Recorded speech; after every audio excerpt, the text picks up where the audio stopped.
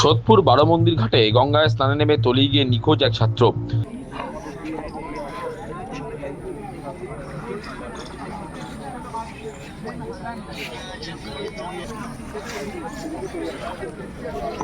বুধবার দুপুরে সোদপুর বারোমন্দির ঘাটে স্নান করতে নেমেছিল দুই স্কুল পড়ুয়া। জোয়ারের জলে তলিয়ে গিয়ে নিখোঁজ এক ছাত্র। স্থানীয় এক যুবকের তৎপরতায় আরেকজনকে উদ্ধার করা গেছে। খড়দা থানার উপস্থিতিতে ডুবুরি নামিয়ে নিখোঁজ ছাত্রের খোঁজ চলছে। পেশায় শিক্ষক মিলন জানান, এদিন দুপুরে জোয়ারের সময় সোদপুর হাই স্কুলের দশম শ্রেণীর দুই ছাত্র নীলচন্দ্র দাস এবং কৌস্তব মণ্ডল বারোমন্দির ঘাটে স্নান করতে নেমেছিল। এরা দুজনেই সাঁতার জানতো না। জোয়ারের তীব্র স্রোতে দুজনেই হাবুডুবু খাচ্ছিল। স্থানীয় যুবক সাগর চৌধুরী নীলচন্দ্রকে কোনো ক্রমে উদ্ধার করেছে, কিন্তু কৌস্তব গঙ্গায় তলিয়ে গিয়ে নিখোঁজ হয়ে গিয়েছে। ডুবুরি নামিয়ে ওর খোঁজ চালানো হচ্ছে। মিলনবাবু আরও জানান, কৌস্তব তার দাদু দিদার কাছে মানুষ। পঞ্চম শ্রেণী থেকে কৌস্তব তার কাছেই পড়ছে। এবারে ওর মাধ্যমিক পরীক্ষা দেওয়ার কথা ছিল। মিলনবাবুর কথায়, এই ধরনের ঘটনার যাতে পুনরাবৃত্তি না ঘটে সেদিকে নজর রেখে গঙ্গার ঘাটে প্রশাসনের নজরদারি করা প্রয়োজন।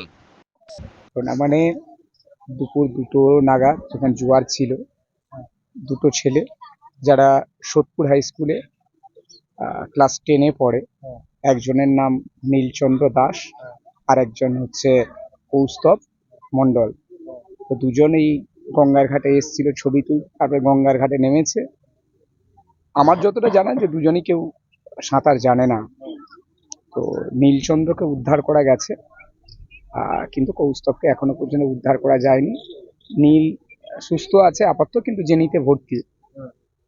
এবং কৌস্তবকে তো ডুবুরি নামিয়েছে, পুলিশ অবজারভেশন করছে, হয়ে চালছে। তো একজনকে কোথা থেকে উদ্ধার করেছে? পাড়ার এখানে? মানে পাড়ারই এক ছেলে উদ্ধার করেছে। জল টল পেটেছিল, ইয়ে করে নিয়ে গেছে, এখন হসপিটালে আছে, সুস্থ আছে খবর পেয়েছি। একে তো এখনো ট্রেস পাওয়া যায়নি। আর যেটা হচ্ছে সবচেয়ে কষ্টের, কৌস্তব যে ছেলেটা কৌস্তব মণ্ডল, দুজনই তো দশম শ্রেণীর সোদপুর হাই স্কুলের ছাত্র। তো কৌস্তব ছোটবেলা থেকে তো মা নেই বলতে মা ছেড়ে চলে গেছে। ওর দাদু ঠাকুমার কাছে মানুষ। আর বাবাও আবার বিয়ে থা করে ফেলেছে। বাবা মানে দাদু ঠাকুমাকেই মা বাবা ডাকে আর কি। ক্লাস 5 থেকেই আমার কাছে পড়েছে, এবারে দশম শ্রেণীর ছাত্র।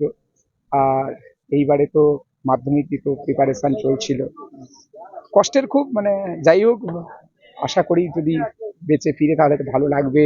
এবং একটা মানে নিষ্পাপ শিশুরা হয়তো বোধ নেই, গঙ্গায় নেমেছে। কিন্তু আমার মনে হয় প্রশাসনের আরো তৎপরতা দরকার, যেগুলো হচ্ছে যে চারিদিকে সিসিটিভির ফুটেজ চারিদিকে থাকে। এই গঙ্গার ঘাটে এত বড় একটা ঘাট, ঐতিহ্য, প্রচুর মানুষের সমাগম হয়, একটা সিসিটিভি থাকবে না? যদি ফুটেজটা থাকতো কোন দিকে নেমেছে, কিভাবে যাচ্ছে, তাহলে একটা সুন্দর ট্রেস পাওয়া যেত, কি করা যেত। তা আমি একদম প্রশাসনকে অনুরোধ করব যাতে এইরকম একটা চারিদিকে ক্যামেরা বন্দি থাকে, বা এই যে আমরা সব জায়গায় দেখছি একটা রেস্ট্রিকশন, যে বাচ্চা ছেলেগুলো নেমে যাচ্ছে, যদি এখানে একটা পুলিশের পাহারা থাকে যে এই বাচ্চাগুলো কেন নামছিস, তোরা সাঁতার জানিস কিনা, এরকম একটা তদারকি আর কি, এইরকম একটা করা দরকার আর কি। এই বারোমন্দিরের ঘাটে প্রতি বছর 2-4টে ইনসিডেন্ট ঘটছে। এই আর এই ভাই ওই তো তুমি আসো একটু, এই উদ্ধার করেছে আর কি একজনকে। আপনার নাম?